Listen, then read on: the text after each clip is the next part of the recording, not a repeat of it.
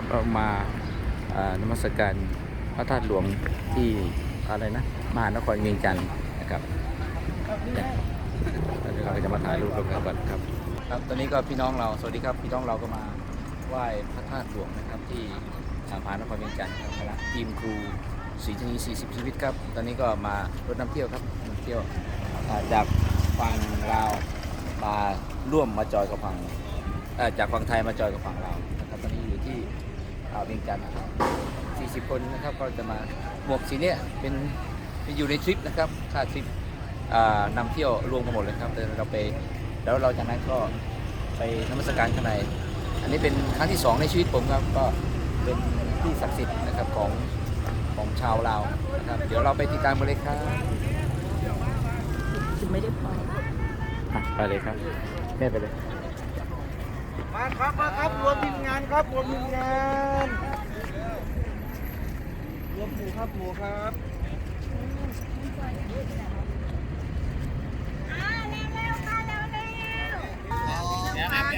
ยังไม่ครบค่ะยังไม่ครบค่ะ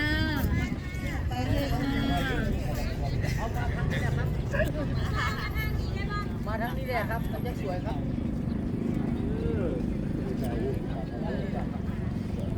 มาแล้วค่ะอัน ขอบคุณใช้เลยค่ะดอกไม้บานกับดอกไม้บานขอท่าหัวโดมค่ะแล้วเขาก็มาถ่ายรูปด้วยครับที่ท่องเที่ยวกัน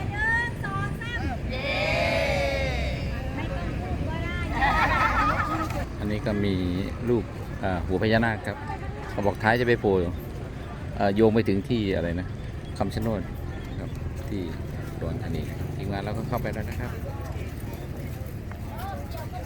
ทีมเราก็จ่ายค่าทิปร่วมอยู่ในทิปแล้วนะครับค่าเข้าเรียบร้อยแล้วไม่รู้กี่บาท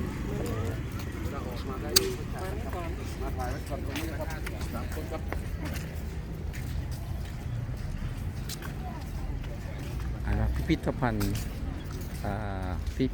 ณฑ์พระธาตุทองนะครับพระธาตุทองหลวงธาตุหลวงมิวเซียมครับพระธาตุทองครับค่าผ่านประตูอะไรคนลาวใช่ไหมคนลาว 5,000 กีบชาวประเทศ 30,000 กีบนะครับโอเคครับ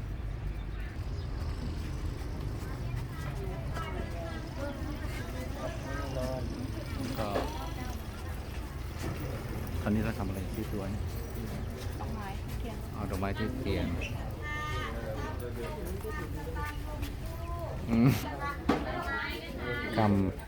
คำแนะนำอะไรนะการป้องกันพระญาติโควิด -19 อ๋อครับพี่น้องเขาก็มาได้บุญอิ่มบุญทุกคนครับเลยก็ได้นะคะทุกคนก็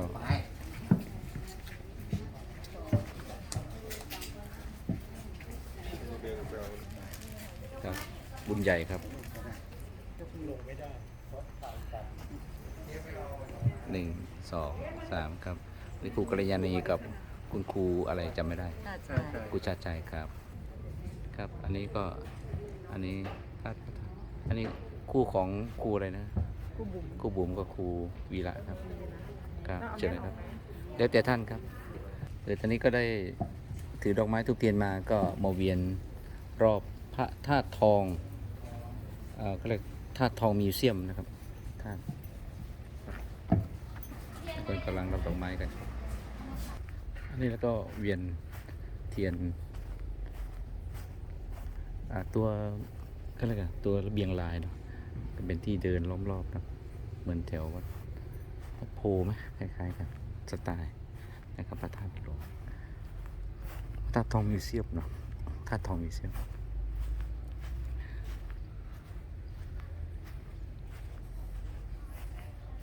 ครับครับ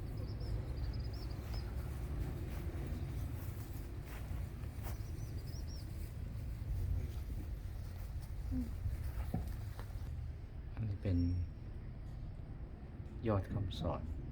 ของพระ ธเจ้านะครับบทคำสอน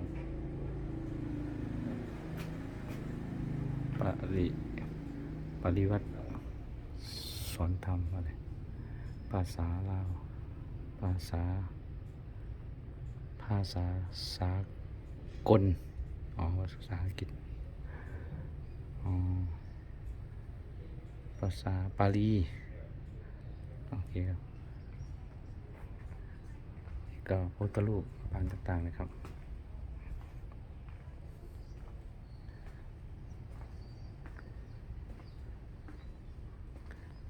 อันนี้ก็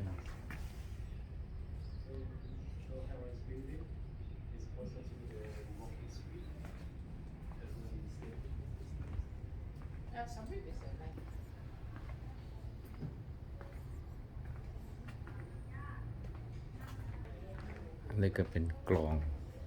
มันกลองใหญ่มาเรานะศรัทธาโดยพุทธศาสนินิกชนเนาะ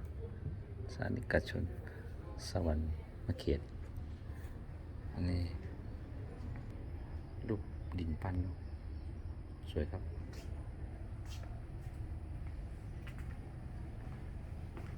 จับดนดูดนอิสลาเลยครับ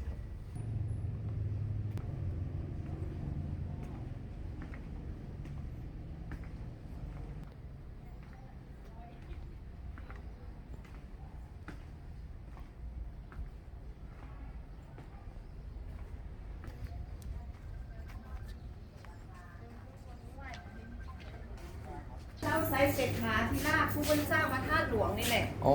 อันนี้บอกครับ แม่ โอเคขอโทษนี่เรามา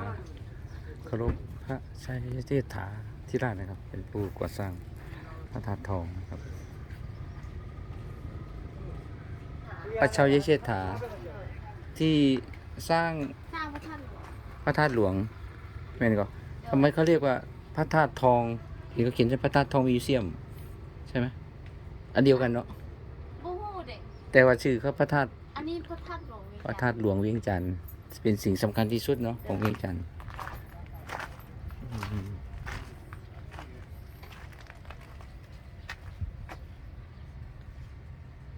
โอเคครับ นี่ก็มีโอกาสได้มาขอพรนะครับ อันนี้พระชัยเชษฐาธิราชเนาะทางประวัติศาสตร์ก็ตรงกับสมัยอยุธยานะครับของไทยนะครับนี่ก็พระธาตุหลวงเวียงจันทร์นะครับ เป็นคู่บ้านคู่เมืองที่เคารพศรัทธาของชาวบ้านนะครับอันนี้ที่ 19 ตุลาคมเวลาประมาณ 5 โมงเช้านะครับที่นครหลวงเวียงจันทร์ครับก็อ่านประวัติเลยนะครับ พระบาทสมเด็จพระเจ้าชัยเชษฐาธิราชนะครับพระราชโอรสพระบาทสมเด็จพระเจ้าโพธิสาราชสาธาตุสารา220ถึง2114ตัวเลขอะไรนะมันพอสมควรครับพศแขวงเสวีราชเป็นพระเจ้าอ่านไม่ได้ออกกับภาษาลาวเกี่ยวกับพระชัยเชษฐา2101ถึง2108เนาะเดี๋ยวไปนั่งอ่านครับ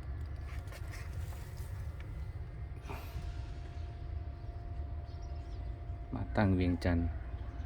พระเจ้าอะไรหอมทองอ่านไม่ออกเดี๋ยวค่อยไปอ่านครับอ่านเรื่อยๆครับโอเคครับ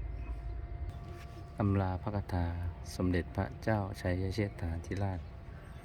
กับพระนะโมตัสสะภะคะวะโตอะระหะโตสัมมาสัมพุทธัสสะ3 เที่ยวนะครับอิติจัตตังเอติตือตามังจะมาลุโตตะเยเดี๋ยวไปอ่านทีหลังนะครับ ตอนนี้ต้องค่อยแกะภาษาลาวก็ถามว่ายากไหมก็ไม่ยากที่จะแกะนะครับก็มันเทียบเคียงกับภาษาไทย ครับวันนี้ก็มาภูมิใจนะครับ อิ่มบุญนะครับที่มาเที่ยวประเทศลาวนะครับกับพระธาตุหลวงเวียงจันทร์นะครับครับ